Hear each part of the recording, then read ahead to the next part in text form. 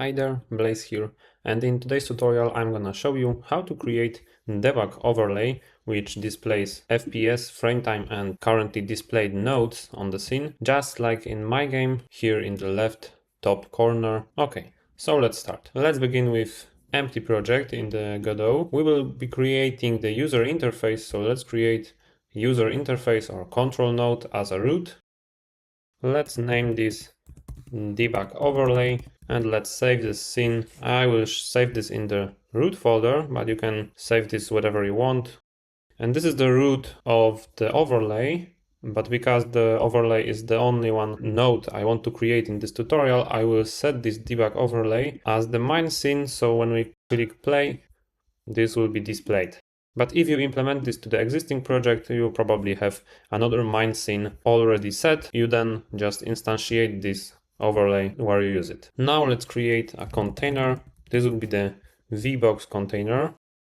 Let's create this. Let's set this to the full rect, for example. You can also use some other anchors. Just set it how you want to use it in your project. I use this full rect, but keep in mind that if this overlay is displayed in the front of the other UI elements, you can have a problem with detecting mouse clicking. So then you can just set another anchor. Now let's create some labels, free labels. Okay, VBox container with 3 labels, and let's name first one FPS counter, second one will be frame time, and the last one will be nodes count. Let's create a script in the debug overlay. It can be named debug overlay. Let's create this, and here in the debug overlay script we can remove ready function and these docs. We will use process but later. Let's start with exporting some variables. Let's export FPS counter, which is of type label, and let's do the same for another labels. Okay, let's click on the debug overlay and we can assign these labels. Here I named this nodes counter. Here I have nodes count, but this doesn't matter because this is only the name of the variable. Okay, so let's go to the process function, and now we need to calculate how many frames were displayed in the last second. And this will be our starting point to display FPS, because FPS is frames per second. We want to calculate how many frames were displayed in the last second. This will be done every 1 second. And to calculate this, we need to add another variable, another 2 variables. One of these will be frames in time of type int, of course. Let's start with 0 and let's create timer, which is of type float because this is the same type like in the delta, and let's start with 0, 2. Now in the process function, every 1 second, every 1 frame, we need to add 1 frame to the frames in time, and we need to increase the timer with the delta parameter. Delta is the time which passed from the previous frame to the current frame. Now we need to check if the timer is bigger than 1.0, bigger or equal, and if it is, that means that the 1 second flow in some count of frames. We calculate how many frames passed with this one, so the FPS we want to display will be just the frames in time. Let's assign this as a variable, but divided by the timer. And why I divide this by the timer instead of just assigning the frames in time is because the timer can be a little bit bigger than 1 second, and this can happen if there is lag in your game and you have a slightly delay between frames. So it is good to divide this by the timer because, as I said, this can be a little bigger than just 1 second, and we should round this to the int because we want to display FPS value without any value after the comma. We will use this as an int. What we need to do is set frames in time to 0 and timer to 0 too, because we will do these calculations every second. And that means also that our FPS counter will be also updated every second. And now we want to update our FPS counter label. We can do this in 1 line, but I will create separated function for this because I want to implement displaying this value with the colors also, and I will show you how to do this, but it will be better to create just another function, not to put all the logics here, because if we are able to separate some logic from the process function, it's always good to do this.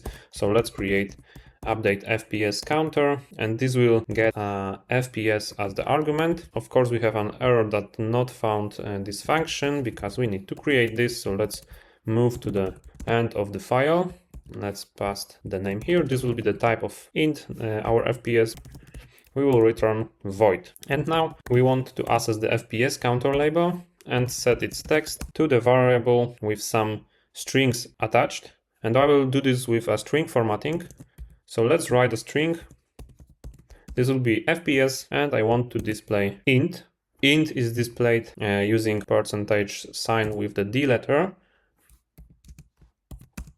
And after this string, if you use percentage sign again, you are able to assign some variable to this percentage D. If you want, I can create another tutorial where I can teach you how to use this strings formatting. But for this tutorial, it's enough if you know that D is for integers. Okay, let's save this and let's start this game.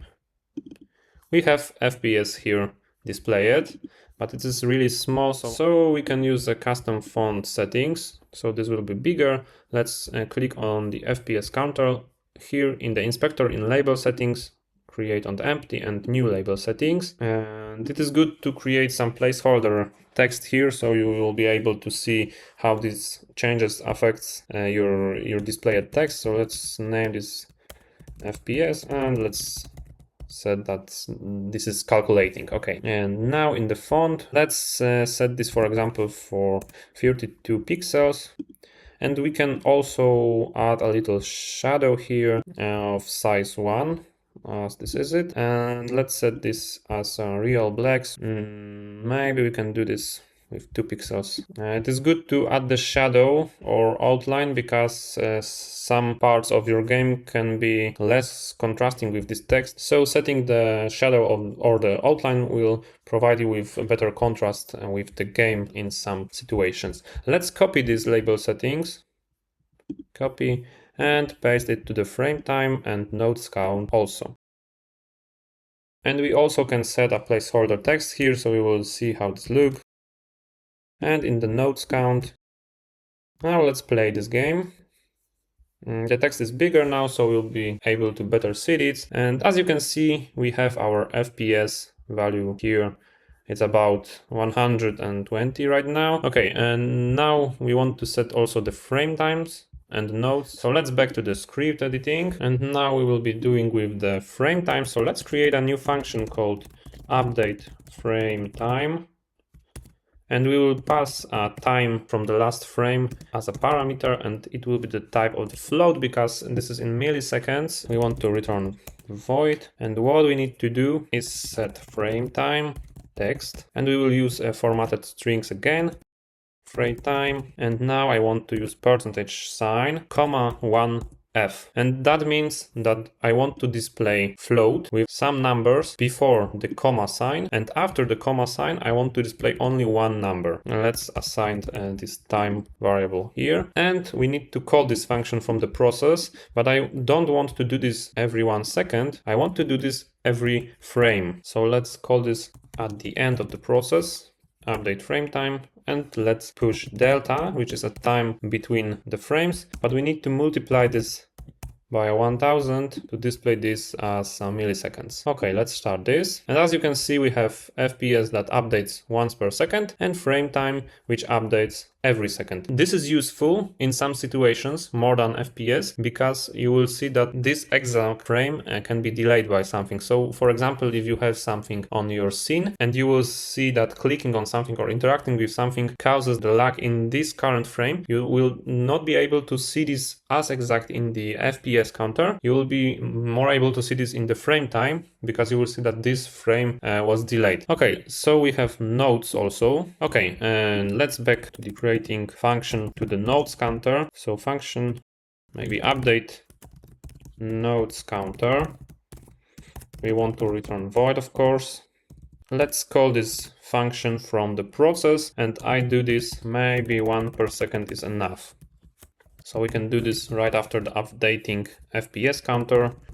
This debug overlay impact your performance, so be sure to not update the nodes counter too often. I think 1 per second is enough. You can do this also in the every frame, but as I said, this can impact your performance, so be aware of this. Now we want to update the nodes counter. Let's access its text and let's format it with the formatted string. And we also want to display this as an int, so I write the percentage sign with the D letter. But what to put as an argument for this? We will need to create a special function which will be called count nodes. And now let's script this new function.